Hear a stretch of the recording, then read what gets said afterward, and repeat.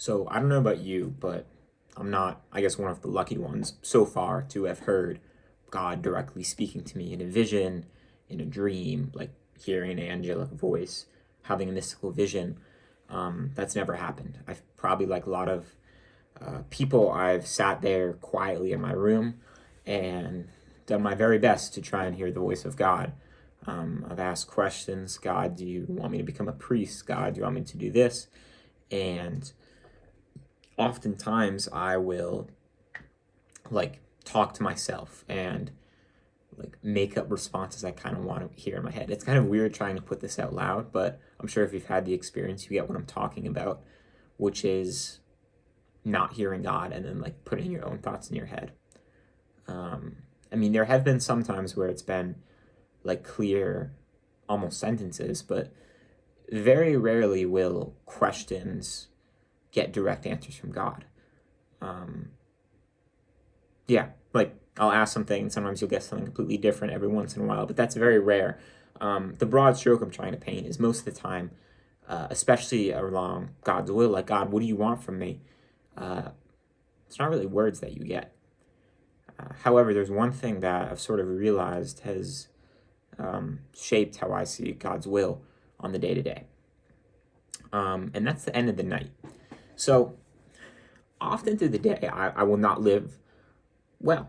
I'll mess up. I will scroll on my phone. In the past, it used to be a lot of masturbation and porn, but now it's more wasting time, being rude to others, etc., etc. And, like scrolling once on your phone, you don't really think it's that big of a deal. You do it again, you do it again. You go to bed a bit late, whatever. This is just a pattern in my own life. And I find that you can sort of push off the, I don't know if guilt's the right word, but the frustration or distaste in wasting time or living in a way you don't want to live until the night. And I've had a habit for a while now of keeping a journal. I actually have two here because this one expired, but this one went from October of last year to about a year, actually. That's weird. To October of this year. I've been keeping a journal for about 4 years now, and it's very interesting because what I was saying earlier about like being able to push off the distaste from wasting time, it often feels that at night, like your guard's let down in examining your day, and like all the emotions kind of rush to you, and it's very clear looking back at the day from the end, if you, to your standards, to your conscience, if you lived well or if you missed the standard and didn't live well. And for me, this is sort of a way to look back and examine God's will, examine how God wanted me to live, how God didn't want me to live, and where I missed that mark. And I'll often feel that end of the day, like that's when the pangs of my conscience are the strongest. I use the word guilt. I don't know if that's the right word, but like I was saying, wasting time on my phone or something like that, you can kind of brush it aside, but at night it's clear. It's like, shoot, like I really messed up. And you realize at night too that like the day's done. Like, yeah, like you're not up in bed yet, but like you're not gonna get that time back. And that's most clear at night and reflecting on that. This connects actually, I'm just gonna pull it up here so I can get it properly to the Ignatian Examen, which is a prayer or a like reflection-ish prayer from St. Ignatius of Loyola about looking back on your day. And this kind of falls into that. So it is, let's see here, looking back on your day with God's eyes, giving thanks, firstly, which I think is very important in prayer, like starting with gratitude, and then reviewing the day and facing your shortcomings, like what did I do wrong in this day? And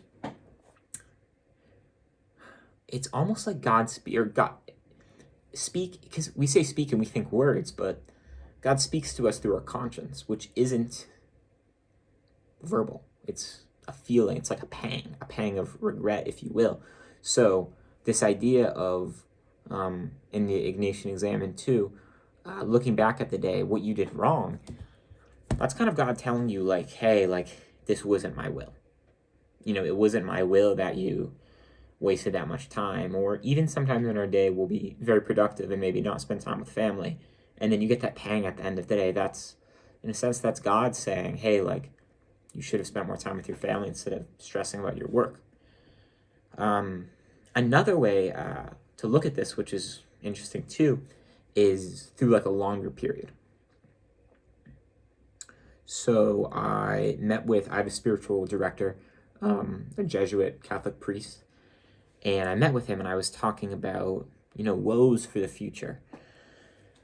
Woes about discernment, woes about how I'm going to provide, hopefully, God willing, for a family, still open to the priesthood, but, feeling set on a family right now. Just concerns for the future and an unclearness of what I wanted to do. And he recommended keeping a prayer journal specifically. But the point was more something to look back on and realizing that there's a pattern of consolation and desolation. Certain activities, experiences give us consolation. For me, studying hard, working out, family, girlfriend, feel good after. Desolation could even be a certain subject in school, like, oh, I've been studying this specific topic in psychology and it just feels lackluster, like not something I want to pursue. Or, maybe you are pursuing a different subject like econ or whatever, and you feel like a desolation when you study it, but it's only apparent when you really take a step back. So that's where keeping a journal or something to look back on can be helpful. So that was his recommendation for discerning God's will for the future by looking back on the past in moments of consolation and desolation. But yeah, that's what I got. I don't know. I just find it really cool how like strong my conscience is at night and how it can be weak during the day. And it's like, it's almost, well, it is a different you. It's the current you, looking back on your day and the past you. But during the day, it's just easy to brush things aside. But at night, it becomes a lot clearer, your shortcomings. So keep a journal. Keep something to keep track of your day, to pay attention to patterns of consolation and desolation. And this is a way that we can more attune ourselves to the will of God. God bless.